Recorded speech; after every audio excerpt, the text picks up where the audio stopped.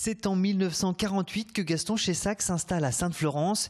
Il suit alors sa femme qui prend ses fonctions d'institutrice dans l'école de la commune. Et aujourd'hui encore, il subsiste des traces du passage de l'artiste dans les anciennes latrines de l'école. On a la chance à Sainte-Florence ici d'avoir des toilettes classées, enfin plutôt inscrits à l'inventaire supplémentaire des monuments historiques, puisque Gaston Chessac nous a laissé sa trace en laissant 4 graffitis sur lesquels il a dessiné des bonhommes, comme par exemple celui qui est caché derrière nous.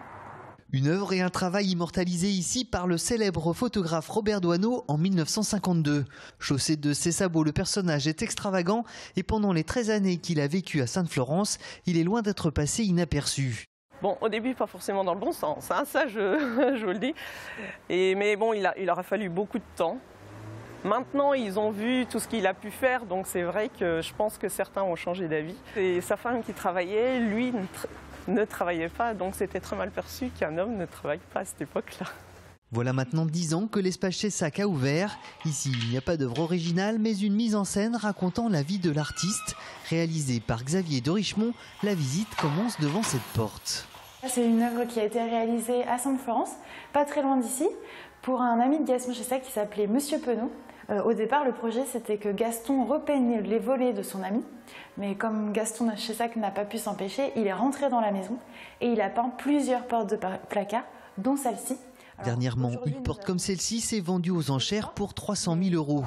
Et en poussant cette dernière, le visiteur entre dans la tête de Gaston et remonte le temps. Nous sommes entrés ici dans le placard de Gaston et nous avons fait une plongée dans les années 50, période donc à laquelle Gaston a vécu ici. Et tout dans ce placard nous rappelle la vie de Gaston Chessac à Sainte-Florence, comme par exemple les costumes portés par l'artiste. Connu pour ses peintures, Gaston Chessac écrivait aussi beaucoup, notamment des lettres. On en comptabilise aujourd'hui plus de 36 000. Gaston Chessac écrivait de cette façon. On a un très beau voilage qui nous montre la façon dont Gaston Chessac avait l'habitude d'écrire. Il faut savoir qu'il pouvait passer une demi-journée à écrire. Gaston Chessac aimait faire des photos orthographes pour énerver les personnes à qui il écrivait. Ces lettres étaient le plus souvent postées directement dans les persiennes des intéressés, où il venait aussi écouter les conversations.